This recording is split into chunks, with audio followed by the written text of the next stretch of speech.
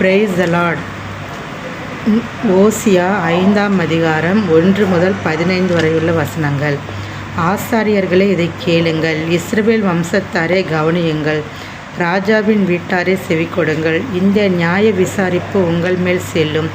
நீங்கள் மிஸ்பாவில் கண்ணியும் தாபோரின் மேல் விரிக்கப்பட்ட வலையும் ஆனீர்கள். நெறி தவறினவர்கள் மிகுதியும் வதை செய்கிறார்கள். அவர்கள் எல்லாரையும் நான் தண்டிப்பேன். எப்ராயிமை நான் அறிவேன். இஸ்ரவேல் எனக்கு மறைவானதல்ல. எப்ராயிமே, இப்போது நீ சோரம் போனாயே. இஸ்ரவேல் தீட்டுப்பட்டதே. அவர்கள் தங்கள் தேவனிடத்துக்கு திரும்புவதற்கு தங்கள் கிரியைகளை சீர்திருத்த மாட்டார்கள்.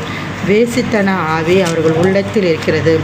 கர்த்தரை அறியார்கள். இஸ்ரவேலின் அகந்தை அவர்கள் முகத்துக்கு முன்பாக சாட்சியிடுகிறது.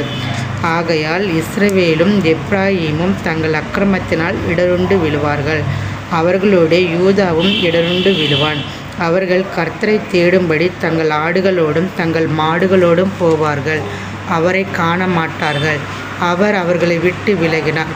கர்த்தருக்கு விரோதமாக துரோகம் பண்ணினார்கள். அந்நிய பிள்ளைகளை பெற்றார்கள். இப்போதும் 1 மாதத்துக்குள்ளாக அவர்கள் தங்கள் பங்குகளோடு பட்சிக்கப்படுவார்கள். கிபியாவிலே எக்காலத்தையும் ராமாவிலே பூரிகையும் ஊதுங்கள். பெத்தாவேனிலே கதறுங்கள். பென்யமீனே, உன்னை பின்தொடர்கிறார்கள்.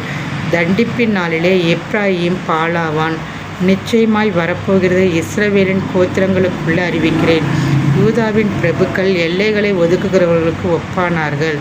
அவர்கள் மேல் என் உக்கிர கோபத்தை தண்ணீரைப் போல ஊற்றுவேன். எப்ராயிம் தகாத கற்பனையை மனதார பின்பற்றி போனபடியால் அவன் ஒழுங்குண்டு நியாய விசாரணையில் நொறுக்கப்பட்டு போகிறான். நான் எப்ராயிமுக்கு பொட்டரிப்பை போலவும் யூதாவின் வீட்டுக்கு உளுப்பை போலவும் இருப்பேன். எப்ராயிம் தன் வியாதியையும் யூதா தன் காயத்தையும் கண்டபோது எப்ராயிம் அசீரியர் அண்டைக்கு போய் யாரேப் ராஜாவினிடத்தில் ஆள் அனுப்பினான்.